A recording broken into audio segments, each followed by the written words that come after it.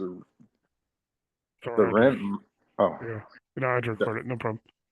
the rent might be pretty close to $2,000 per house. There's three of them. That's almost the entire payment for the $1 million loan. There's Hey, cool. no mail. What? There's no mail. Not tonight? No. Sorry. Okay. No problem. And Cool. then Hey, Zeke, Jose, Scott. We'll do intros in a minute. Bill's talking about a property he found, which is unique. It's kind of got a church and three single family rentals. And he's thinking, or single family homes. He's thinking about doing like an assisted living kind of place. So, yeah, three single family homes, and then the church turned into a assisted living, and then a pastor of mine started his own church, and so he could rent out the interesting. the auditorium part. Cool. All right. Well, I'm gonna do the cool. That's a great. Where's that at? What part of your area? It's right off of 31 Road in Grand Junction, 31 in Patterson. Okay. Well, I mean, I'm not. Obviously, I've been to Grand Junction before. Oh, Like I've been to I'm sorry. Mesa. It's I've been to Mesa, and I've been to like a few places in Grand Junction. I mean, I've been there. I know it's like shit when I was a kid. oh, I okay. remember getting fried sunburn wise at the hot springs in Glenwood when I was a kid. So Right. yeah. It's in a good part. It's the north part. Yeah, I just haven't been there so long. I can't really picture a lot of Grand Junction. I think my cousin went to graduated from Mesa back in the 80s before I went to work for Aurora Fire. So I remember going to the graduation there Cool. when I was a kid. But yeah, cool. Let me get everybody else's intro, and then I'm going to cover rehab and scope of work tonight. I know you and Zeke have probably seen it before, but just to kind of everybody needs it, scope and rehab. Let me go around and do a couple introductions real quick. Scott, are you able to talk? You came in first. I'll get Scott, then Jose, then Zeke, and then we'll see if anybody else joins us. If not, no big deal. I can come back. Oh, cool. Hey, Scott, what's going on? Hey, how's it going? Pretty good. Hey, Uh, we're gonna try to do Minnesota, Michigan on Thursday night. Ari's gonna kind of pull up some of his and show you guys some properties, see if we can oh, find something that might qualify for you. all right. That might So, help you single family wise. Multifamily, we don't really have the resources that he does. We do have them to get funded, but we don't have them to go find them. You know, that's the problem. We need, so hopefully we'll get some people in the group like Natalie and those kind of people that can bring some, that have some property connections. okay. Because Yeah, like, I forwarded that one property that I found, that 286 unit, to one sorry. of my mentors, Oh, and okay.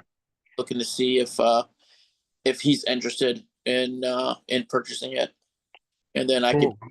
partner or something like that. So, Yeah, that'd be good. So we're gonna do that on Thursday night. We're gonna try to do Minnesota and try to do Michigan, and Bill found an interesting property like we just mentioned. So we'll check in everybody and see what we can find. There's a lot of areas out there that people like to try to find stuff in, and it's just some inventory sucks and some places, some states suck. Like yeah, Michigan, you do have that problem I already mentioned, and he just logged on about it being judicial. You know, it's uh, harder to foreclose, so the lenders don't like Michigan as much. But I'm putting out all my resources and feelers trying to get okay. like, so we'll have a lot more for you on Thursday, I What hope. what are we trying to find? A prop lender in Michigan? Yeah, like we talked about on Thursday, because Scott's in Michigan and obviously Jose's in Minnesota. So I was talking about Thursday night of trying to find, try to maybe find a property like we did with that one in Midland. If we can try to find one in Minnesota, maybe one in Michigan. Also, Bill's got So an interesting one. Bill's got it. Minnesota I probably can help with. I have someone who has a lot of resources in Minnesota. Let me see what I have um in let me see what I have in whatchamacallit in Michigan. I thought I had a resource in Okay. Michigan, but I could be wrong. Okay, and then real Uh, quick, not to get off Scott's totally, because Bill, you just missed it. Bill has an interesting one in Grand Junction that I'll probably just have him reach out to you. It's actually a church, and it's got three single family rentals. I mean, three single family houses, and he's thinking about doing the church as a assisted living with the single family homes as like rentals, which would so. Bill, I'll have you maybe talk to Ari offline about that because all that's right. an interesting project. Are we recording? Yeah, we're recording. I'm gonna Okay, go 'cause, through like introductions. I had some thoughts for the church, but No, I want to. No, it's gonna be a good facility, so I'll just have you guys do it offline. I'm gonna do all the introductions and then I'm gonna do scope of work. I've got those 3 or 4 scope of work Hold on. documents. Before you start, Sean, did you get my email today? We unmute him. No, I didn't see anything. Have you gotten any of my emails with the links? No, I haven't seen any emails from you. Okay, I'm trying to get you that payment link. Oh, no, I haven't seen anything. Let me, I'll reach out to you in Messenger and double check an email address. Okay, Evan's been trying to reach you with them, so we're trying to get them like for days now. I'll reach out to you in Messenger. Perfect. Get you a Perfect. good double check an email address. Okay. Okay, perfect. Okay. Yeah, so Scott, we'll try to do Michigan Thursday night and we'll try to also do Minnesota for Jose. So we can I get you can do guys Minnesota. yeah, I'm just Minnesota, I have. The problem with Minnesota is you got to be licensed in Minnesota. I have someone who's licensed in Minnesota. So Cool. Minnesota, I can do. Michigan, I have options for Michigan. I just don't know if I have super high leverage in Michigan. okay. So yeah, we'll do that on Thursday, Scott, for you so you can try to find something. And then if you got anything between now and then for Ari or even for Tam from Life Changing or anybody else, get it to, kind of get all your ducks in a row for Thursday as well. I'll give you like 10, 15 minutes to go through your deals. Same with you, Jose. Same with everybody. Thursday night is for that now. So tonight because we got everybody, I'm gonna try to go through everybody and then I'm gonna do scope of work real quick, which I know Zeke and Bill and Sean have seen a couple of times for me. So I was joking about the stuff you guys have seen, but everybody needs it. Everybody needs to get a little. Let me go back to real quick to a couple of people. Hey, Jose, what's going on, dude? How are you? Feeling you unmuted. Yes, sir. Hey, how you doing? Hey, good. You? Yeah, cool. I got you sent you that invitation to that privy Facebook group. Anybody else want to get into the privy Facebook group? It's private. You get a lot of information that Benson's putting down. It's not a privy membership. Let me know and I'll invite you to that group because he does have some good information on there on how to find how to find properties. And it's free to get in that group. So you can let me know and I'll send you the invitation. And then Thursday night, Jose will go on and try to pull up a Minnesota property for you and try to find it. Ari's got some ways to do that, and then he can, like you just heard him. He'll try to help you, try to figure out if he can get you financed on one. Yeah, I was looking at on preview about some properties here, and there's some good deals there. But I want to make sure that I have the financing lined up before I can even put an offer. Yeah, exactly. That's what you should do. So yeah, definitely get with Ari. I can connect you guys on Messenger. He's on now, obviously, and then we can kind of get you maybe ready for Thursday night, where we can kind of try to find something for you. We want to try to find something for everybody. Yep. These Thursday nights are going to be awesome. So like Monday nights, I'm going to cover tonight I'm going to cover rehab and scope of work and stuff, just to kind of help people, show people the resources we have, available that you can download and work on. But yeah, dude, get ready for Thursday night. It'll be a good night for you. All right. Cool. All right, let me get around a couple more people real quick. Zeke, what's going on? Missed you last week. You're having internet problems, weren't you? Yeah. I Cool. don't know what the deal is with my Zoom. If every now and then I just can't. It tells me my speaker's not working. Try again. Yeah. Or tells me my microphone's not working. Try again. Hey, Ari, do you think we could try to do one of those things where we do with Midland and Wyoming, just to see if we can find anything up there? We did that. We did that together. Oh, did we? I What? forgot. I forgot if we did Wyoming or not. Just him and Ari and I. Oh, Yeah, okay. no, I did a one-on-one with Zeke, and we found some stuff. I guess none of those panned out. You were going to do some research on them. Yeah. So, Cool. I mean, Wyoming is, I think I have 100% in Wyoming. Let me see. The problem is a lot of the time these properties come back as rural. So when a property comes back as rural, it's much harder to get lending on, especially high leverage lending. That's why I'm kind of curious to see what. No, Casey, I don't have Wyoming. I don't have Wyoming. Because I was curious what Casey came out with that rural thing that he was talking about. I'm trying to get him on Thursday, or get him, or I'm trying to get him or We Tam on. have rural. The problem is you can't get high leverage in rural. So what I'm seeing more and more of, and I would really encourage people to do, is to do remote fix and flip. You don't have to be on site to do it. I know there's like an anxiety about not being there, like, but the reality is there's so I work with someone who does fix and flip all over the United States. They buy all sorts of properties, a lot of time bank owned properties, and then they find a local guy to go and do the flip for them, to do the repairs. I'm actually, I'll be honest with you, I'm in the middle of putting together a project management company, and that's exactly what I'm going to be doing, is managing this guy's flips remotely. So I'm already managing 3 flips. We're calling up people, getting them in there, get a quote, get them get them in contract. They do the work. We flip the house. It's not that complicated. In a way, I think it actually works out better, because if you're on site, you're going to be much more like, oh, I want it to be pretty. I want to add this. I want to add that. What we do is we call these people up and we're like, get this thing livable and sellable, and that's it. We don't sit there picking the color paint. We don't pick the toilet. We're like, get it done cheap. And that's what we're doing. So you're No, not like you laugh. Scott. You're not like Amy Yancey, like Scott Yancey's wife on Flip Through Vegas, where she goes to all her designer furniture shops and all. Yeah, no, we're doing it fast, we're doing it cheap. Yeah. And you know, Yeah. we're getting it done, and that's the trick. I mean, my buddy just got a duplex fully rehab for $40,000. Like, not just cosmetics. Like, if you do it right, you can do the shit for cheap. And the closer you are, I'm starting to see that people who are on site spend more money on their rehab, because they want to add this and add this and add this. Don't even look at the property. Never look at it. Send them in there.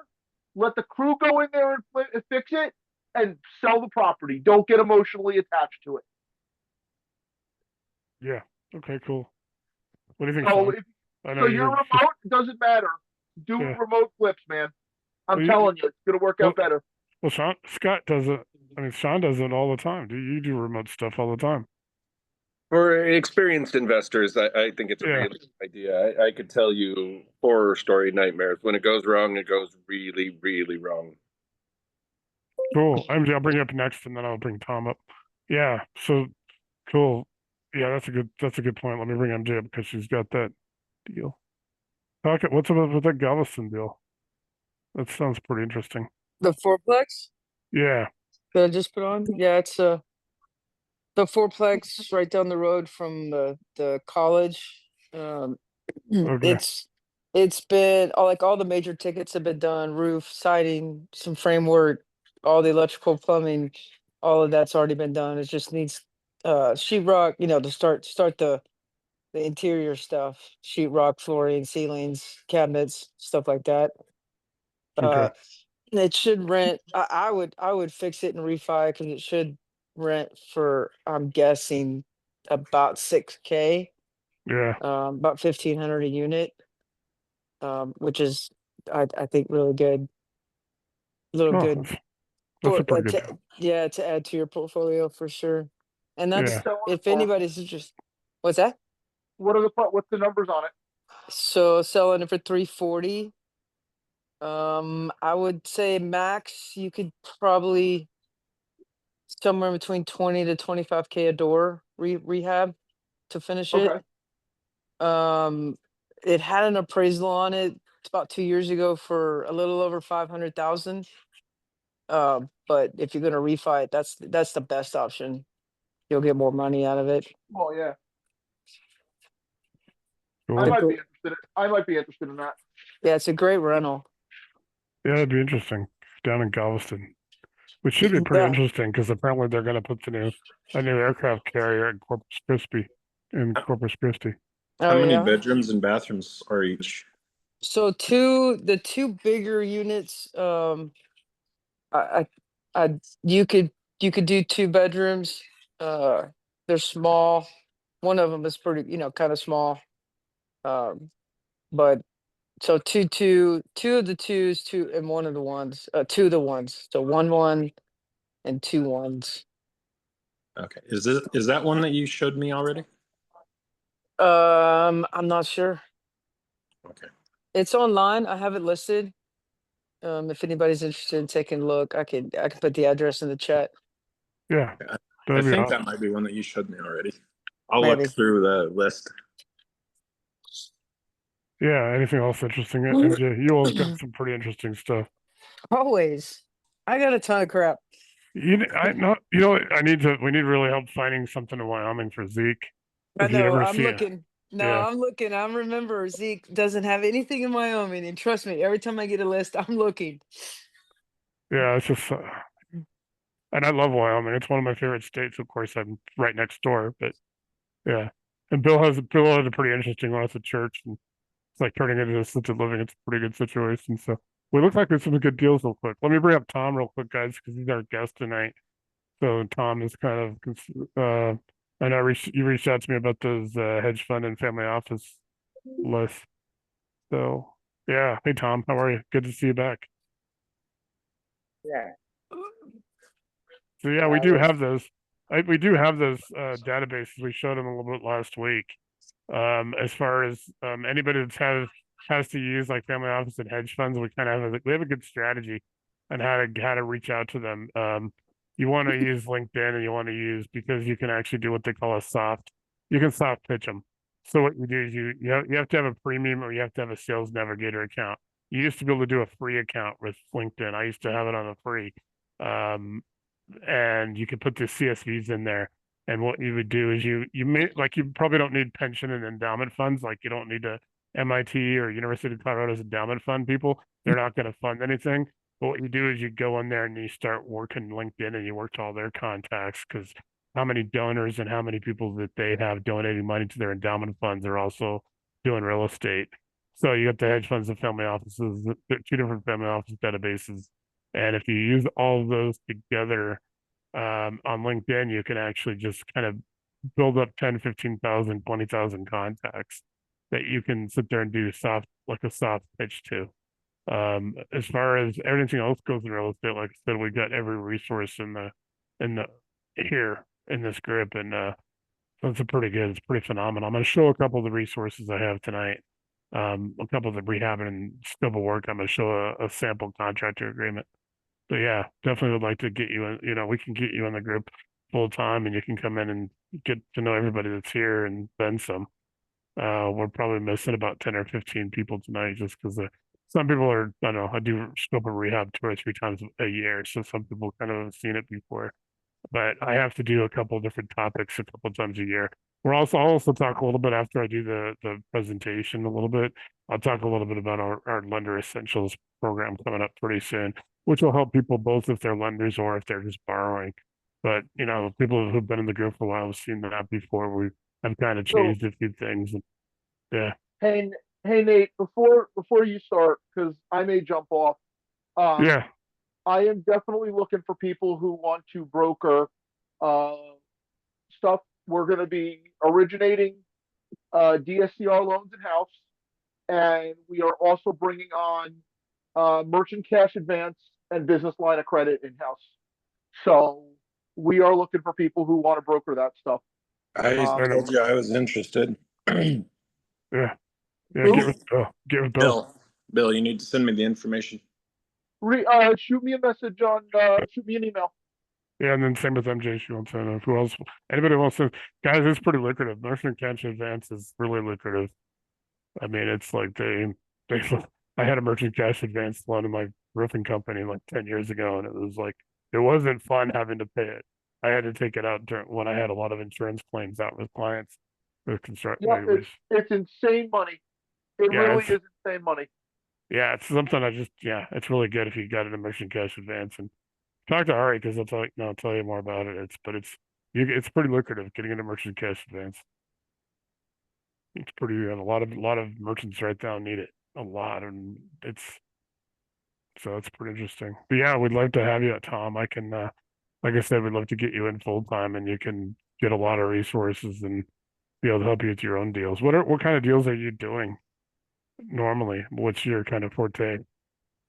Yeah, the kind of deals I'm doing now is they you know they are green project, startup project in UK. I have well in UK I Yeah, have brown projects and completed projects, assisted living properties for cool. sale and for renovation. UK. Yeah, Yeah, plus, and we do have the and family office contacts for like all the continents. We just don't have enough of them in like some continents, the only ones. But also, we do have people abroad. We have a gentleman in the United Kingdom. We have a lady in Canada, Australia, Pakistan, and Belgium. So we actually have 5 people, and the only actually the Canadian and the British guy are the only ones that are in Australia. But we got Helena in Australia. Ari knows Helena. She's awesome. She's in Melbourne, Australia, and she has like 2 brokers in the United States. Her business is based out of Wyoming. She's never even been to that. I had to explain to her why Wyoming is, and she's out there in Melbourne. And we got a lady in Pakistan. She's from Dallas. Her family's from Pakistan. We got a gentleman in Belgium. He's actually in the military, in our military. He's stationed in Belgium, and he does a lot of stuff in Texas. Because we also have Jackson Pierce, who's actually, you guys know Jackson. He's actually a captain in the army right now, active duty. And then we got Jennifer in Canada. And Jennifer's awesome. If anybody wants to do deals in Canada, you can partner with Jennifer. She's looking for deals in Myrtle Beach and Hilton Head. So we got people all over the world, Tom. So all of our resources, we have a lot of resources that a lot of people in our group can't use because they're not, abroad where they can use them. A lot of the stuff came with it and like piggyback what we got. So when I acquired all the family office and hedge fund databases, I got them. They're all from all over the world. Because in 2020, when we were trying to put our capital raise and our PMA stuff together, we were actually talking to a sovereign wealth fund of Singapore. And so one of my partners was over in Singapore. He actually got stranded there during COVID. He had to fly to another country to fly back because they weren't. The United States and Singapore weren't allowing travel between each other during COVID. So we got a yeah, lot of yeah, resources on. Yeah. yes, Singapore has a lot of hedge funds, private equity. They do a lot of shadow banking, you know. Cool. Yeah. Letters of credit, business line. Yeah, and they're more open-minded. You know, they have the craft and connection. Yeah. And like Yeah. I said, our family office and hedge fund databases would work great for you. Where are And you then based out of, Tom? Come again? Where are you based out of? Where are you located? Yeah, I'm based. I'm based in 2 countries. That's UK and Ghana. Yep. Okay. Yep. And I Because have I a lot of also have. I have a I'm lot sorry. of projects in Ghana. I have a lot of projects in Ghana. Yeah. Okay. I also have. I don't know if you need it, but I have. I have lending resources for foreign nationals. I don't know if you're American or not, but if you're not, I can. I just got someone a $1 million loan on a 26 unit foreign national. So I can do foreign national stuff if you need that. Oh, okay. Yep. Okay. Also, foreign nationals. What is the type of financing? Is it loan or grant? Is it SBA loans or grant? It's a combination of. It depends on what the deal is. I can do agency. I can do non-agency. It all depends on what we need. Cool. Hey, while you guys are talking, I'm going to start bring up the first item I'm going to share. But continue talking. Let me just kind of bring up these items I'm going to share tonight. It depends on what you need. I can do agency and I can do non-agency. You mean SBA, Small Business Administration, or non-SBA loans? Or I can grant? do SBA. I can do HUD. I can do Freddie Fannie. I can do all of it, all the agency stuff, if it qualifies. Some of them do and some of them don't qualify for foreign and non-resident. And also um, I also have smaller stuff for like up to 8 units in mixed use I can also do. So I have everything, small or big. I have options. It just depends on what needs to be done. It will depend on who the lender will be. Wow. Okay, that's interesting. Cool. Interesting. Go. Yeah, it's great. And you said you were doing a lot of environmental stuff. Come again? So I have someone who's looking for someone to invest.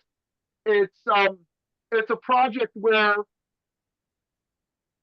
so you need big money. They're looking for 11.5 million, but the returns on it are insane.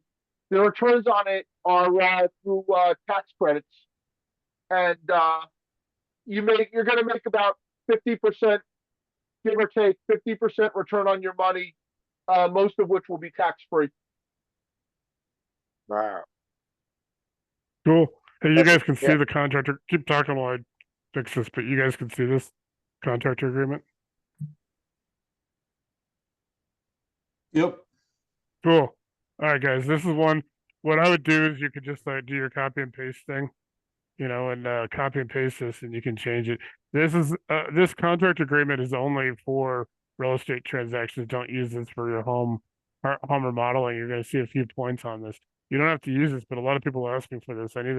I see it all over the place. Not our group as much, but out there in the general Facebook world. But this has like a fee and draw schedule per scope of work. I'm going to go over a couple of those that I have as well. Real quick, I'm going to show these to you and just show why some of these things you want to use in this, because you want to be like, what the contractor is going to charge a fee of an item one. If the contractor is going to charge you $50,000, that's your fee per scope of work. Addendum A would be the scope of work that you would actually, the schedule that you'll select, and I'll show you the schedules in a minute. You can do draws. So you talk about how much your draws are, how many limited draws per week.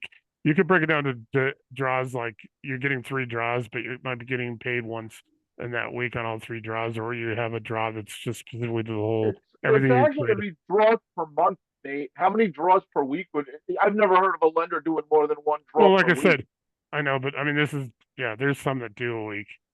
There's some that do a week that I've had, because I know like But Lee here- Togo does like per week and stuff. Because Well, here's the catch. You have to pay per draw. So Okay. you're better off doing draws every 2 or 3 weeks when they get to a certain amount of money, because you're going to pay anywhere from $300 to $800 per draw.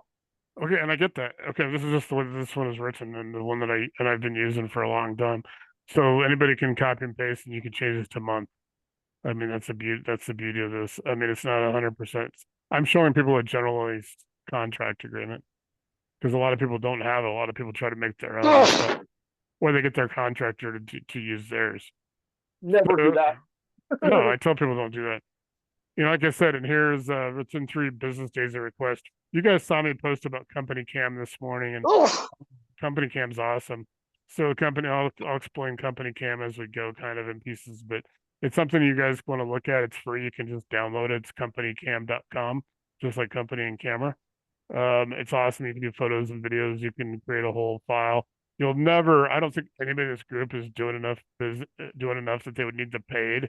And the free is just really incredible. I was using Company Cam back 10 years ago, and they've upgraded a lot. So you can use it to document all the work in progress. You can go in there and take all the pictures you need to send to your lender to get, to do your scope of work, to do everything. And then you can send all your progress pictures. You can organize it into different divisions. Like you can put kitchen, bath, all the different things you need for your draws. I'll show you a couple of draw schedules. Like I said, none of the resources we have, you have to use them, but I'm saying I've got 150 plus things that you can use, so you can pick and choose. Anything that I show you guys this, it's kind of just a glance over, kind of show you what we have available. Then you can find that if you want to do a one-on-one with me, you can do a one-on-one, and I'll show you more in depth. But this is interesting. So we talk about bonuses and penalties. You guys all know that some places charge contractors a penalty if they are late or if they don't pass inspection. The other thing is I talk to people about doing bonuses. Like if you're going to take money away, why not also add a little bonus? You can, sometimes that's a cool idea because you can reward your contractor. Maybe they get everything done on time. There's no punch list items. You could put that in there and you could pay them a little extra. So- So that's an item too. So one of the ways you can do the bonus and penalty is you can just structure it based on this rehab is supposed to take, 2 months is the given time. If they finish early, they get bonus because you're saving on interest payments. You can calculate out what your interest payments are per day. And basically, if they go overtime, you charge them the interest payment for the day. If they go under, they get the interest payment for the day. Nobody likes penalties. So you're much better off making it positive and bonusing people for finishing early. Penalizing them beyond what it's costing you is going to be a way of really making them unhappy. And you make sure Um, you, And you if know, it you're, takes long enough, Yeah. they're just going to lose so much. They're just going to walk away from the whole thing and leave you stuck anyways. So if you have to penalize, you have to, but you want to really try to avoid that. you always want to make sure that everything that they know, everything has to be to plans and specifications, especially if you have a permit. In some states, I know Texas doesn't have is pretty loose on their permits and stuff, but some states aren't, and everything has to be done according to the plan and specification and what they call the AHJ, the authority having jurisdiction. It's the building inspector. When I was the fire chief, I was actually the AHJ for fire, so anything fire alarm, fire sprinkler, stuff like that, driveways. Believe it or not, we had to do driveways, things like that. So you want to have like the building department that's plans and specifications. You also got selections and allowances, client to select finished materials. And then you can also you can add in, like I said, when you copy and paste this, you can add in, see addendum and you can put in, making sure that obviously their selections, they can't change stuff that's, anything that you change, because this is you're the client. You're actually not, it's on that you get to select the finished materials. But you also understand that if you change something, that it's not, you have to give change orders to the contractor. It's just kind of to get them to really respect you. You got to respect them and do change orders, written change orders. Things need to be in writing. Things need to have a paper trail. That's how you get this. You develop a really good relationship. You pay on time. You work with your lenders on this because, like I said, you'll see some of these schedules. You can work with your lenders to do your draws, and you basically, you tell your contractor, maybe you're going to get paid on this Friday, but you're going to pay the contractor the next Friday. That way, there's a little bit of built-in time. Try to talk to them. If contractors got to do subcontractors and they got payroll, things like that, you can talk to them ahead of time. Have it in writing in the contract that if they, because you want to help them make their payroll so they can pay their people on time. You also want to have, you guys always want to have, releases. So when you pay them, they sign a release that they got paid, and then they have to get releases from their people that they paid them. That also protects you. And sometimes you want to ask, maybe when you're starting to get a relationship with somebody, ask for those things. Ask that you want copies of their releases. That that way they're lien releases. So that way there's no liens. That's just a suggestion. It's up to you what you do with it. I just see a lot of people doing that. And if everything alterations, changes all have to be, like I said, they all have to be in order in writing. So you also got contractor warranties. Ask for a warranty. Ask the contractor, will give you 6 months or a year. Will it transfer? You're flipping. Do you want to make sure you transfer that warranty? Because if you sell that and then the contractor there's not a warranty, but if the warranty is good, that could be a selling point to that. Hey, my contractor just did this work.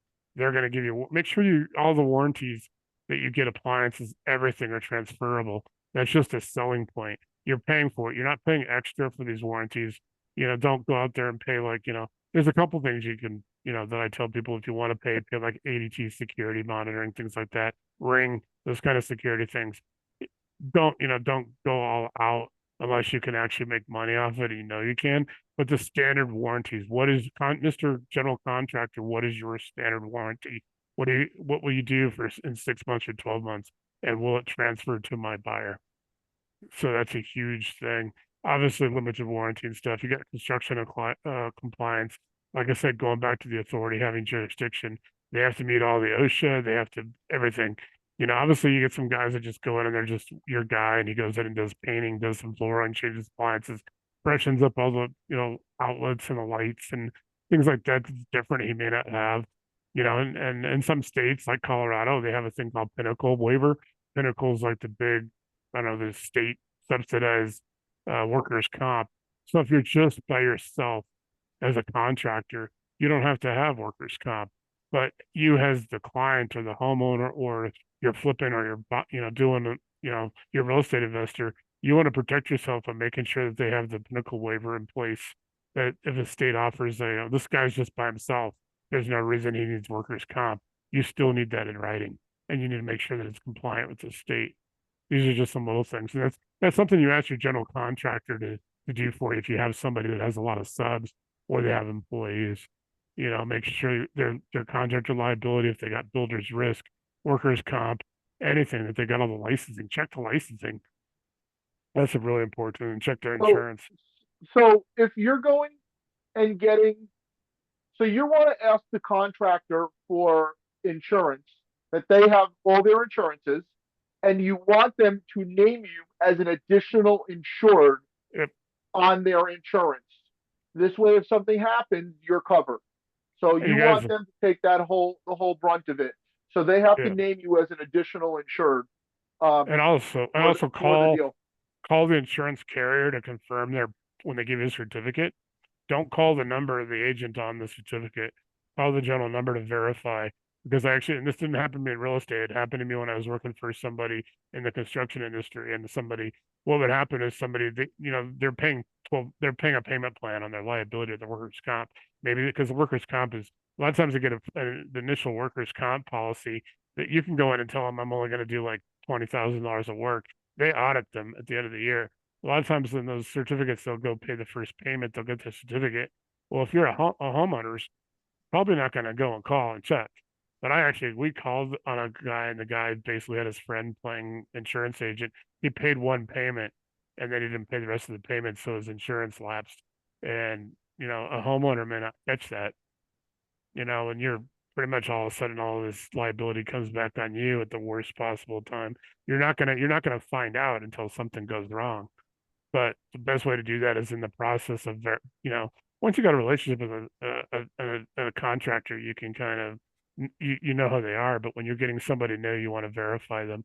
Also, completion timing, that goes back to, certificate of occupancy, no later than what date. I always use government business days. Contractor will give client 30 days prior to notice to estimated closing, to the walkthrough, the city, the county, whatever it is, authorities having jurisdiction. Make sure you know there's initials for you and them on every page. All their insurance, just talking about their insurance, safety. I mean, you don't think it would ever come up in a house, in a single family. It could. You never want to get screwed on safety, especially when people are outside. Make sure they're tied off on the roof. Make sure, all the scaffolding's good. Don't let them do stupid things, and make sure that they're all through OSHA. OSHA, I mean, like I said, you wouldn't think that OSHA would be like out there checking single family, but you don't want to find out the wrong way. Liability, yeah. And the real issue is if they fall, it really gets messy, and then you gotta like spend money on cleaning up the walk, repainting. There'll probably be some paperwork to do. Just not worth it. Yeah, and then you got your walkthrough, your final payment. That your final payment will be done after the final walkthrough. You can do holdback. You can hold back 5%, 10% for that, and say after everything's signed off, that certificate of occupancy, and the job site's clean, meaning there's no trace of any contractors there. All their tools are gone. Everything's gone. Everything's clean. Porta potties, if you run a porta potty, that's gone. Dumpsters are all gone. It's all clean. Then you can release that last 5 to 10%, the last payment. You always want to try to be a week ahead of them with your lender on your draw before you pay them. That way you get time. You can do a walkthrough, and then you can give them a couple days or whatever. Because it'll also be kind of weather, things like that. Especially if they're working outside. If they're working inside, it's not as big a deal. But if they're outside, kind of be a little bit respectable on that to them. But if they're working outside, especially in these states like where I'm at, where you guys are in Minnesota and Michigan, which is probably a lot worse, probably a lot colder up there. Louis Black had some good jokes about Minnesota and like taking like 8, 9 months to thaw out. Like you're finally thawed out by like August. Authoritative signature, who can sign, successors and sign. So like I said, on most of these forms, I'm not going to go detailed to the detail. You can just download this in a files tab. So go on our grip to the files tab and just download contractor agreement. You guys can just download it, use copy and paste, make it your own, and then make it, you can make those changes like Ari and I said, we're talking about week versus month. Some lenders will do a draw every week, some will do it every 2 weeks. Depends on what your lender is going to do. Then you can modify this. I'm going to show you a couple of other ones. And then, like I said, if you guys got other things you want to discuss, feel free to bring them up while we're on. It just takes me, this is kind of a screwy system. I hate my, let me try, because I kind of know which, let me try to bring these up. So one of the things about scopes of work, a lot of lenders require their scope of work to be used. So the fact that you fill out a scope of work and you send it in, I can tell you right now, there's a good chance that you're going to be requested to do a different scope of work. Every lender tends to have their scope because a lot of the time they'll use that offer as their document for doing the draws and documenting that things are done. Yeah, and you can, these are good to get you on how to do one and what kind of things to look for because you can go out and do all your pricing. And I gave you guys that HomeWise website. You guys can go out and do all the pricing and stuff like that. Maybe they'll let you do it if you get somebody else. When we're doing these lender essentials, when I'm teaching you to become somebody else to become a lender, and it's your money, these are pretty much ready made for you you can go change my whole thing and put yours in like 2 easy steps. You can almost make these your own, but like I already said, some lenders may have their own, but some may not even have one and they may take it. It's like some people may, some people may not. So I'm giving you a couple of different things. You get different couple of versions. We got some that are really extensive that go out draws and have a lot more. There's like the kitchen area has like it's organized, and some are like just if you need cosmetic, if you're doing little stuff outside, maybe you're painting, you're fixing, putting in some new outlet covers. You're not putting in new electrical, but maybe you're going in and you go to Home Depot and you get that 25 pack or whatever of, covers, electric, covers, and you can go in there and, update everything. So almost every lender that I know, they want to see a narrative. They want a written explanation of what you're going to do. A lot of the time, they really like it if you say, I'm going to use these materials. You can go and link to Home Depot and, put a link to the item you're going to use. We're going to use, this flooring. We're going to use this. I actually know one lender who requires it, that you absolutely have to tell them what materials you're using. For those who are familiar with Fortune Builders, so Fortune Builder software actually has an API to Home Depot, and as you do this, it will pull the materials from Home Depot and put them into your scope of work for you as you build out your scope of work on their software. Yeah, it's just pricey software. If you guys want to talk about Fortune Builders though, Chris Lund is in our group and he actually was working. He wasn't mentoring, but Chris has been in the business since the early '90s, and he actually was working as teaching, working with Than Merrill before Fortune Builders got started. Before Than had I forget which one I know where he's on the East Coast. And Than Merrill used to play in the NFL. Before he had his show in A&E. So there's some interesting stuff that we'll talk about later. I'll introduce you guys to Chris. He can talk about Fortune Builders. Not every lender, especially if you guys, like I said, if you guys are going to become lenders or you're going to be, at some point, if you ever want to do something and you're doing rehab money, you may want to just use one of these as your generic one to tell people, you don't have to maybe go in and say, hey, I'm going to use this Home Depot. This is out of aisle 7 or whatever the aisle the tiles in. Like I already said, there's some lenders that will require that. They want this, and then there's some that don't. So you kind of got to be prepared for everything. Eventually, you're going to be working with lenders all the time. But, kind of learn about like what stage 1 is. It's going to be all your plans and architecture all the way through. You get down to staging and you get down to the sprinkler system, rental equipment, landscaping, hauling, dumping, things like that. There's a lot of stuff that comes into it. If you guys ever really want to go out there, you can spend a couple $1,000s to get Xactimate, which we used in the insurance restoration business, and it's like it tells you like I'm sure right now a lot of insurance adjusters in California are paying for houses with Xactimate. It's pretty phenomenal software. So this is just one of them. I'm going to show you 3 different ones. I have about 5. I just like to give you guys, let you guys see, and then you guys can just download stuff. And I do apologize that some of the stuff's the way I save it. But like I said, most of the stuff you can figure out SOW, scope of work. You can go and download anything you need and build your library, your own library. Use find and replace, and it's pretty cool. What I would suggest to people is if it's a new relationship, especially with someone who doesn't have a lot of experience, you want them to give you all the details. If it's somebody you know who's done 50 flips already, yeah, send me a scope of work, great, right? If they're a new person, they're new to flipping, you want those details because you want to know that they've worked out all their numbers, because while someone with experience can just walk in and know how much it's going to cost, someone without that experience needs to show you that they have their numbers worked out.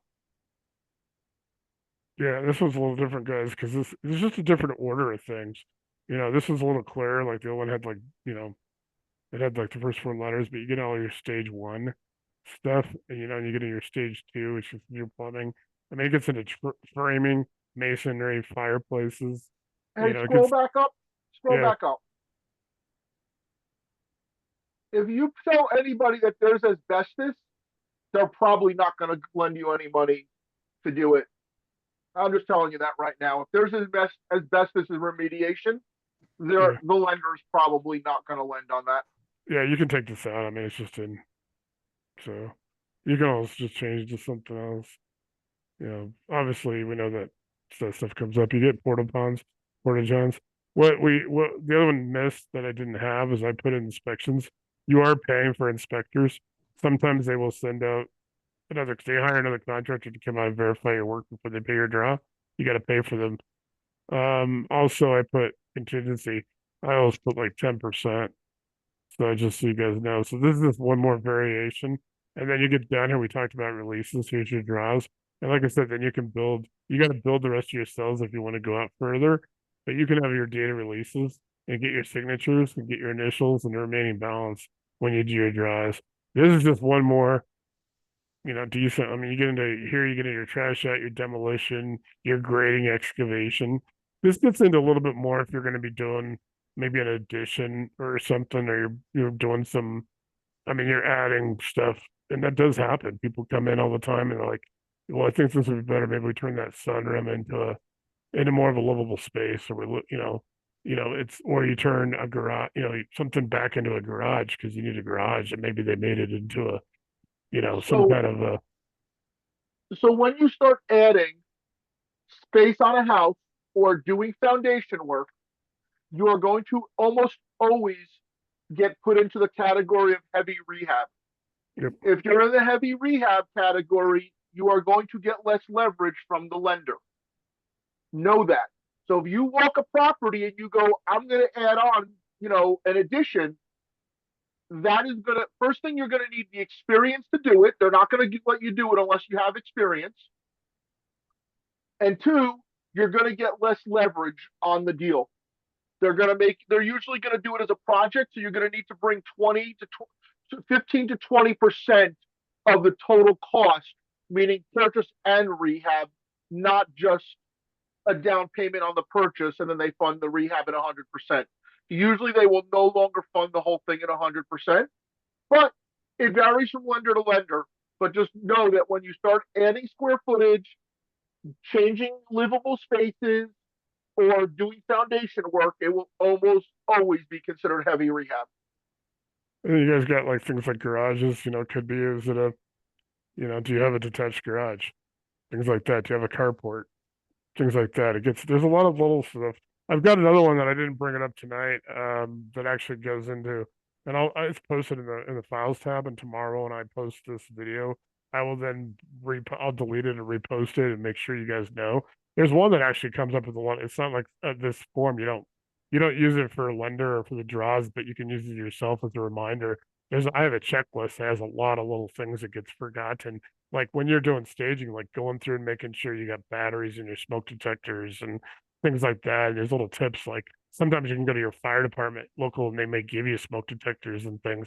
There's some departments that have gotten grants from FEMA and the US Fire Administration, and they have smoke detectors and make sure if you got the ones with the CO2 feature, and if you got, obviously fire extinguishers, things like that. There's some little things that can help you sell it. Obviously, in order to have a certificate of occupancy in a lot of multifamily, single family, all that, you've got to have smoke detectors, things like that. You can stop by your fire department and they may give you some help with that. They may give them to you free. Things like that. They may give you stickers for the windows or whatever. You don't put them in, but put them in like in a put them in like in a gift thing for your buyer. Hey, I've got all these like tots, the tot stickers. They put them in. Hey, where's a child? The fire department will see that sometimes, and we know there might be a child in that bedroom, things like that. So there's a whole lot of little things. I got a whole checklist, which is cool. Like I said, it's just something else. You can just things that you can just go through, and it reminds you to check all the outlets. Go through and make sure you got all clean outlets. If they're all white, they all match. There's an aisle at Home Depot, guys. You can get everything that matches all the outlets. You can get all the switches all matched. Everything, you can clean all that stuff up. Guess what? You don't need a permit for that. You basically just, as long as it's existing, you can do all that. Make all your updates, make sure everything's clean, good, things like that. All your trim. There's a whole lot of stuff you can do, and I have a checklist for that, which you guys are. One of my friends uses it. It does a lot of staging and stuff for one of the big custom home builders in my town. They build like houses that are $2 or $3 million, like 10 or 12 of them a year, and they do that with it actually came from them. It's not even for real estate investors, but it goes in and tells their company inspector they have to go in and sign all of those things off that they've been done before they get their final payment. And then I'm going to bring up like one more of these. I have to go back and here you go. Like I said, I probably got 7 or 8 of these different things that go with this. One may be the same. Yeah, this one's kind of the same too, guys. You remember the contingency fee? Sorry, trying to get that one right for you. Because I've got one. I was hoping there's one other one that I got that's really sophisticated. That's really, really detailed. Let me see if I can find it. I'm gonna try to go directly to it.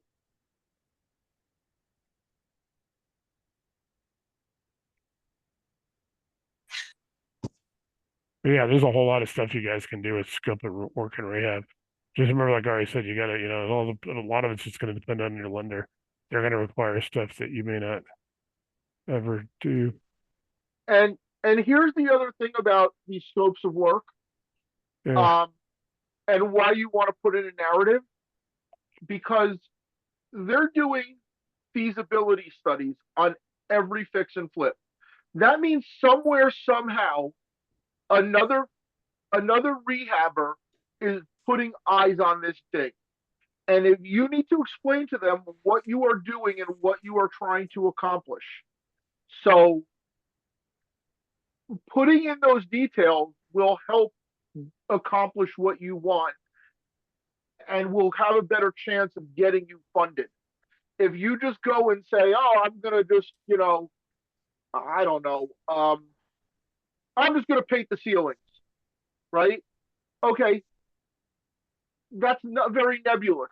If you say, I'm going to spackle and repair any deformities in the ceiling, prime the ceiling, and paint using, this kind of paint, this color of paint, that counts as a lot more than I'm going to paint the ceiling. If you're going to, I don't know, refloor, same thing. What kind of flooring are you going to do? Are you going to do vinyl? Are you doing wood?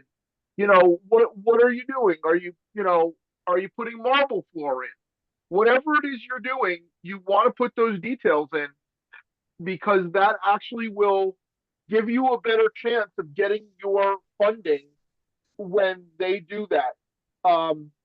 I have at least two lenders. There's I'm sure more than that. I know off the top of my head, two lenders who what they do is there's a company that does this for them. They send a experienced rehabber out there. The rehabber goes and looks at the property. They look at your scope of work and they say, does this scope of work make sense for this property? Do they have the costs correct? And have they addressed everything that needs to be addressed? And then they go and figure out what the numbers actually are. And they'll send you actually a revised scope and a revised ARV because they also do the desktop appraisal for the ARV. So what'll happen is you'll send it out and you'll say, oh, my ARV is 370 and it needs 40,000 of work, thinking you're really smart and you're going to get this great loan. Well, when it comes back that your ARV is 350 and you need 50,000 of work, guess what? Your EMD is down, and now you got to come up with a whole lot of cash at closing because your numbers are going to be a lot different. So you're not fooling the lender. That's the first thing. They've seen this, done this more times than you have. But more importantly, if you can communicate with the person doing the feasibility study and what your goals are, you will have a better chance of getting the lending that you want. Yep. And guys, another thing, like I said, keep in mind we're going to be doing these 2 weeks from tonight. We're not going to meet next Monday, but 2 weeks from tonight we'll start. You know, we may go 9 weeks, we may go 10, 12 weeks because there's a lot of information that we have, PowerPoints and stuff. I have PowerPoints that I can, that take about 45 minutes actually to go through. Think about you're going to take it as these what I call lender essentials. But if you're not lending, go ahead and participate because you're going to learn lots about the lending and underwriting process. But think about if you eventually become a lender, all these documents, what am I showing you that you could then use out of our library, your library, which you have access to in Files tab, to require from your borrowers? This, I don't know if you guys can see, this is called a processing checklist. This is from Kogo Capital, guys, just so you know. So this is where I started using this 2017. It's their checklist. They require an executive summary. They require, their own residential loan application, looks just like a regular loan application. They have an authorization to provide credit. They require credit on all their deals. Just they do a tier. They just want to see that, hey, somebody's not a total dirtbag. They'll overlook some bankruptcy, some things like that. If, in the process of it, they do what they call a zero tolerance for loan policy. People have to go sign it, realizing that they're going to look for, is somebody trying to buy a single family home for themselves, owner occupied? They're trying to check to make sure that doesn't happen because it's against Dodd-Frank. Ari and I can tell you all kinds of reasons why ways that they're going to try to find that out because they can't loan money to you legally if it's for your own house. Now, Life Changing has a mortgage division. They get in a business entity, your EIN, your artisan corporation. They ask for a driver's license for everybody that's on that deal, a social security card for everyone on that deal. They ask for tax returns, bank statements, appraisals if you have retirement accounts, what they call a DNA report, which is awesome. If you guys want to go do it, you can actually get it from, I can give you guys a link, and they pay like 30, I think it's like $30 now, it might be 35. They give you a detailed 20, 25 page. It's not as appraisal, but they use it in their evaluations. You can go get like almost a 30 page, like almost, it's really close to an appraisal. Like even before you have an appraisal come out, an appraiser comes out and charges what they do, you could have a DNA report tell you a lot of information that's done because they have probably 90% of the single family market in their database. They don't have everything. They don't have multifamily, but you guys, we could all use it now. You could make it, if you're lending money, you could actually get an account with them where you can actually have these people pay for them. They pay for them. They give you like $5 for it because the people charge like 30. They want to sign purchase and sale agreements. And here we go. We talked about rehab and scope of work. They want a scope of work and rehab and draw schedule. They want contractor bids. They want to see the license and insurance. This is a very hot, these guys are, people talk about Kogo. You'll see people say Kogo's slow. Kogo, you can get, if you go from start from finish, and if you get all the documents, a broker, if I'm a broker, I'm helping you get all this stuff before you file. I can help you get all this stuff in 2 or 3 days, get it to them, and they'll approve it, and your loan could be funded and closed within 21 to 28 business days. So, Yeah. So just talking about the zero fraud. So I basically have, when you do a deal with me, I have a engagement letter that I have my clients sign. And on it, it very clearly says that if you engage in fraud, I will stop working for you. I'll probably turn you into the cops, and I'm coming after you for the money anyways. Um, Mortgage fraud's a big deal, folks. And usually the lenders catch it. If you think you're smarter than the lenders, I promise you, you're not. And we're But talking about like, because I've broken for Kogo, I broken for Ground Floor and Vizio. These all have employees. They're gonna have underwriters. It's not gonna be like a mom and pop lender that's out there doing their own money. Right. Where a lot of people think that, but they should. We're gonna show you guys starting the 27th, going maybe all the way through March. We'll talk to you about some ways. I'll show you some PowerPoints, and we'll talk about how you can detect it so you guys can protect yourselves. People all the time are hitting me up. I want to loan money. How do I loan my money? How to protect myself? There are some ways to check that because we'll talk about Dodd-Frank. It doesn't apply as much on Dodd-Frank. Doesn't apply at all to like the commercial. If you're out there buying storage complexes and stuff like that. But short-term rentals will, because some people buy short-term rentals. You can live. I mean, you can go to your short-term rental if you own it. I mean, a lot of people do that. That's going to be their future home. I know a lot of people that have short-term rentals. They're doing Airbnb, VRBO right now. Eventually, they're planning to be that's their future home, and that's how they're financing it. They want to move to Aspen. Well, they can't afford. Well, they can buy it through here, and they can do a short-term rental. We'll talk about that too in that process. We're gonna do a case study, but the best case study that you will ever see are the ones that are done by you and your colleagues, your associates in this group. Another reason I wanted to call this associates, I want you guys to learn from each other peer to peer. Scott, what are you doing? Bill might learn from you. Zeke learns from you guys. Tom learns from you guys. You guys all kind of your case studies are what helps you guys learn, get better. You see whatever the people are doing. It doesn't matter coast to coast. You could be in Maine or you could be in Arizona. 90% of the stuff is going to apply to you that's in this program, no matter where you're at. It just depends. Then it's just market conditions are different. That's the only thing that's different. So does anybody have any other questions about any of this? Like I said, on Thursday night, we'll do intros again. If you have properties, you guys need to get with anybody. MJ, I know you got those deals, so I'll try to get a connection with anybody. If anybody's interested in talking to her, she's got a lot of good deals. Also, like I said, if you need to talk to Ari, so we'll try to find Minnesota, Michigan. We're still working on Wyoming. And then obviously Bill's left, but Bill's got that deal with the possibly with the church and the single families. I think Grand Junction, Colorado. Grand Junction is also kind of an area that's kind of short on inventory. So if your area is short of inventory, you might want to just consider what's the next MSA. You're in somebody's in Idaho, there's not much there. Go to Spokane, go to Washington, go to, somebody's in, wherever you're at. Because Ari says, there are rural we can do. There are rural lenders that'll do rural, but it's harder. Anything that's out there that's there's a lot of stuff that you can do. It's just harder. But the leverage sucks. I mean, if you really want to succeed, listen to them about the 100% and do some virtual. And we got people, guys. We got people. Sean is awesome. He left. He already got out tonight. But Sean and Zeke and Bill have seen this scope of work like 3 or 4 times.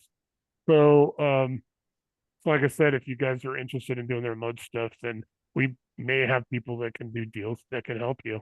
Maybe they're just boots on the ground. You compensate them a little bit, or maybe you're full on JV. Whatever works. We also have a wholesaler JV agreement. We have the A to B, the B to C, wholesaler, all that stuff. I don't quite have packs because I can't organize them in packs. Like I'd like eventually what we're going to do, and I have a meeting tomorrow at 9:30 in the morning. That'll get reindeer going. And then I will have, we want to have it so you have the packs. You can go get like all 5 documents, everything you need to be a wholesaler. You get them all at one, just go to one spot in reindeer and get it. You go get all the scope of work. You can choose what are you doing? Because if you're not doing the structural and the permits and the excavation and all that stuff, you don't need that one. You might just need the second level, which I didn't show you. I didn't show you the second one or the third one. I showed you a basic and I showed you more advanced. And there's a super advanced, which is really it's mind numbing unless you're actually doing it. and if we're going to do that, I'd rather have people that want to do like more extensive. You're doing additions. You're building maybe it doesn't have a garage, and you're going to build it a garage. I'm going to tell you what, just go to Home Depot and get their package and get them to do it because I'll put it up in like 3 days. Things like that. There's a lot of little cheat codes that we have, and I've got one, and I'll post it tomorrow too. I was going to try to show it to you guys. I've got one that actually breaks it up and it shows you even how to figure out a light rehab, and it has percentages, and it goes into what year was that. It actually is like a chart. It says what year the house was built in compared to what you're doing. Are you doing a medium rehab? And it gives you a percentage on what to add to the cost, to the rehab costs, and it gives you formulas. And you can, it's right in Excel. You guys can go, it's like another page, and you can go there. There's like 5 or 6. It literally goes like 10 or 12 pages across. When you guys pull up the, it's pretty involved. So you can actually go in. You can maybe if you're doing remote, you can go in and say, hey, it's built in 1980. It's this. I'm doing medium rehab. It's going to give you that percentage to go. Maybe it's 100,000, but now it's 125,000, and you're kind of estimating, and it's pretty cool. So we got a lot of stuff you guys just don't. And I always encourage people, if you're doing stuff, if you hit me up in the morning, usually between 8 o'clock and maybe noon my time, and I can actually kind of direct you to some of the things you might need in there, files tab, and that way you can just get them. I can get them to you, and then you can make your library. Everything in there is yours. You can make it your own library. There's 150 things. It would take you a lot of time to go through there. You can use find and replace and for most of the time to make it your own. There's going to be some that I'm going to show you. We have to change like county to parish. If you're in Louisiana, it's a parish. Things like that. We'll show you all those little intricacies. So does anybody have any other questions? Scott, Jose, Zeke, MJ, Tom? I know sometimes I go a little fast when I show you. I like to just show you guys the forms because you may not use it now, but maybe you're going to be into multifamily in 2 years, and that multifamily is there. So maybe in a year you go download that a year before you do that. So that way you got time to learn that. That's why I like you guys to be able to have access to stuff you're not doing now, but you're planning to do later on. That gives you that a little bit of an advantage to maybe expediting that time frame. So cool. Ari, you got anything to throw out? No, I mean, it's really it's the slog. But I would encourage people to start really looking at doing remote stuff if they're in an area. If you're in a fix and flip desert, then look elsewhere is really what it boils down to. And I know people who do that. I talked to a client a few months ago who they lived actually in Texas, but they were rehabbing in all places. They were rehabbing in Detroit, which is not a place that I generally recommend people do rehabs, but they had the experience and they had the connections, and they would go in there and they would buy properties for $15,000, put 25 into it, and then sell it for 60 or 70. And they just had a factory running, and they would have like 10 or 15 rehabs going at a time on these properties. And they would buy them from the city, they buy them at auction, they buy them wherever. And they had this machine going and making all this money. So, And, if you can do that, that's great. But, Scott, we were the other joking. thing I was going to mention, is lenders talk to each other, by the way. Yep. If you screw a lender and you commit loan fraud, they're probably going to blackball you. And that's something to watch out for when you're a lender, because we'll show you how to watch out for the stuff that will get you blackballed. There's a lot blacklisted. Yeah, I mean, you can make mistakes and you can do things, but if you try to just blatantly defraud a lender, they're gonna blacklist you. They might even call the cops. I mean, they would potentially I haven't really heard of it happening, but I'm sure they do every now and then. If Because like I said, does something egregious. If you guys are all new, reach out to MJ and I'll connect you with her. She's obviously on now. She has a lot of good experience and a lot of good properties, and she can help you a lot. So let me know and you can reach out. She's in Houston. We got a lot of good people in Texas. I was going to throw out, and obviously I'm recording, so I do make sure everybody who's not on sees this. I was just gonna throw out that I did check in with everybody in Southern California that's in our group. Everybody's good. So nobody's lost their homes or anything like that there. So I just wanted to throw that out there. Okay. We do check in people. I mean, when, because MJ Tam, all the people were in Houston when the hurricanes happened, we made sure everybody there was, we definitely want to, we're trying to build a family with this group. People are doing deals with each other, helping each other.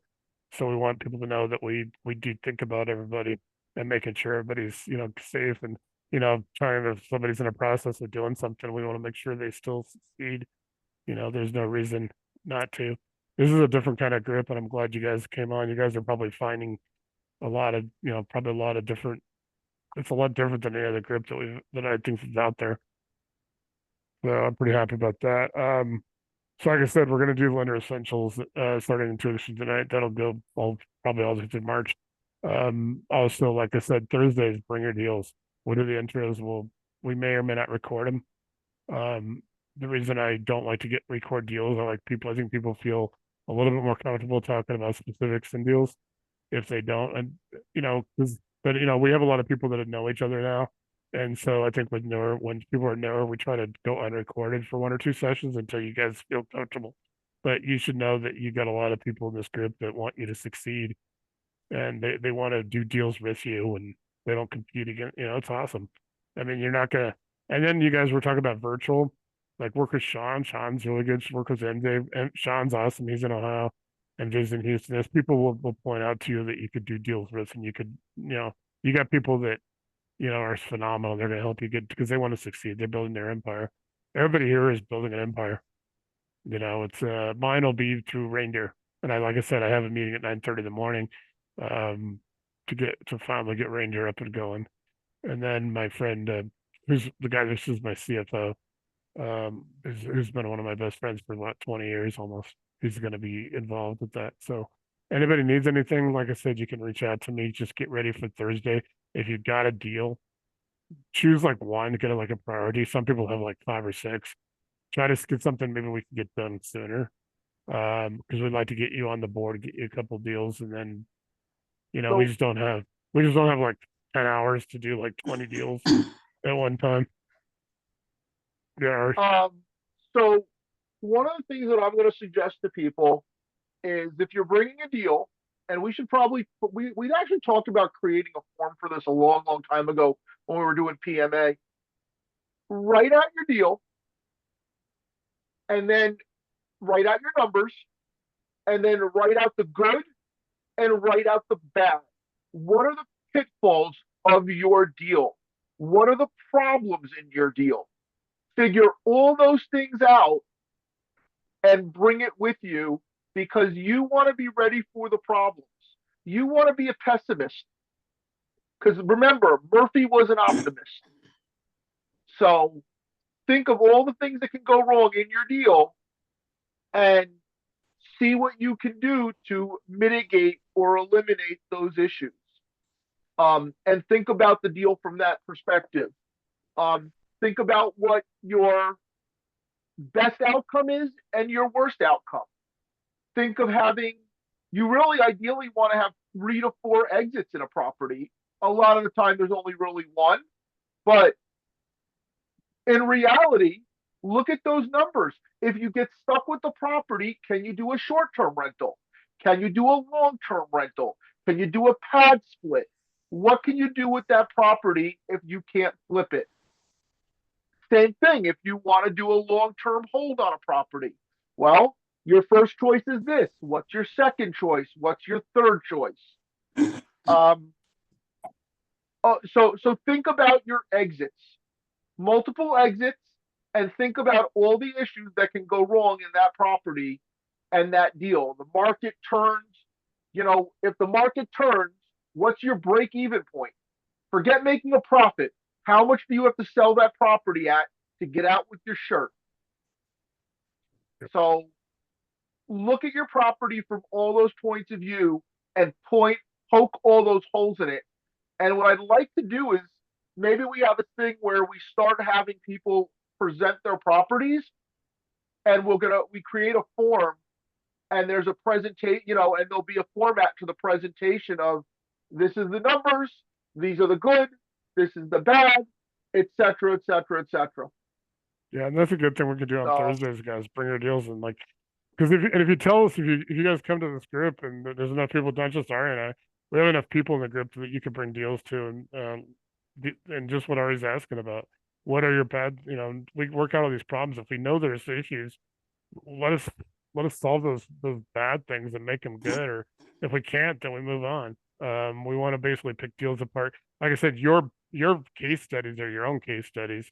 We can show people. I mean, I'm showing the PowerPoint some case studies, but we want to start building your case studies. What happened? What made this deal pop and really make you more money, give you less headaches? A lot of it's like just having preparation. It's having these resources, being able to have a good scope of work document. Yeah, Scott, you just suggested that one. I'm gonna look at that because I haven't heard of that one before. And I definitely appreciate that's a good thing about the peer-to-peer aspect. People have different things. Like I said, I bring up Company Cam, I bring up HomeWise. There's a lot of people that like HomeWise, which is home and WYSE. It's free. You can put in a zip code. I feel you can get probably 5 to 7%, within 5 to 7% of what you're doing. It's more designed for homeowners trying to estimate things. It gives you 3 different levels, for contractors and stuff. It's pretty good. I think if you go and you do like a house and you compare it to HomeWise, you're going to find that you're going to be in that 5 to 7%. You always want to have contingency, just in case things go wrong. The best amount of contingency, if nothing happens, that's profit. Put it back into profit.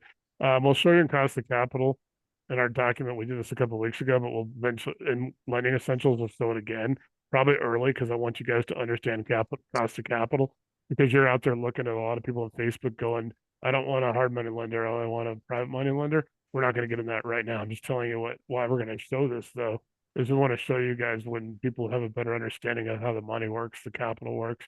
There's only about, I don't know, Ari, what he's saying, about 5 to 7 things, 5 to 7 numbers in a deal that really matter, and you guys will understand where the money comes from. I've been trained as a private money broker. I wanted to flip it like everybody else, and I did go to Fortune Builders, and I was like, I can't afford what they were charging to get in their program. They had different, I used to joke, you go to the hotel conference room after they do the 3-step method, which pretty much is getting you to a conference room, getting you excited, getting you to buy their program. Then they upsell. Then you want this, it's upsell. You want that, you upsell. Next thing you know, you're in Las Vegas at what I call super mystery weekend, which is like, you don't know why you're there, but there's like 10,000 people there screaming like an Amway convention, which I've also been to in the past. Oh, that's another story. That was from the Army, actually. Yeah. How Fort Benning got investigated for Amway. I'll tell that story to you guys one time.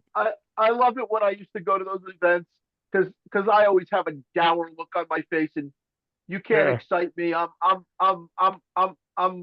If you're trying to extract money from my pocket, I always have a sour look on my face. So they would come and they would try to sell me, and I'd be like, yeah, no, this ain't gonna work. You have to do better Yeah. than that, guy. We actually had a master sergeant in the Army who was like Sergeant Bilko, and he had 3,000 people at Fort Benning in his Amway organization. And they sent a general to investigate. That's just a short story. I'll tell you guys a longer story sometime when we have more time to go off, because we got to go off the recording for that. But I was joking about the Amway because I said that's what happens in Fortune Builders and all these Renatus. Renatus is like, I went to Renatus and I was already in the business. This is like in 2020, like a month and a half before COVID. And one of my friends, Doug, who worked for me, he's like, hey, let's go to Renatus. I'm like, oh, I didn't know. I didn't know you could go to Renatus thing. I thought you signed up for it or whatever. So I went to Renatus, and I swear to God, I felt like David Koresh and Jim Jones were going to come walking around the corner. I mean, I thought was that cultish and that scary. So we've all strived to have a group where everybody becomes, not everybody's going to be friends, but we want everybody to be kind of like a family and everybody be social and be like, you guys already know we're kind of casual. We're gonna go off recording some nights and go totally off the rails. We've done it before, Ari. We went that one night. We went like 4 hours. I don't know We're about not doing that. that. We're not doing that tonight. Here's what I want. I want to go off recording, and I want to get Scott talking, because I bet you Scott's got better stories than you and me combined, Nate. I know, just because we could tell him. I'm gonna take the recording off anyway, just to be safe.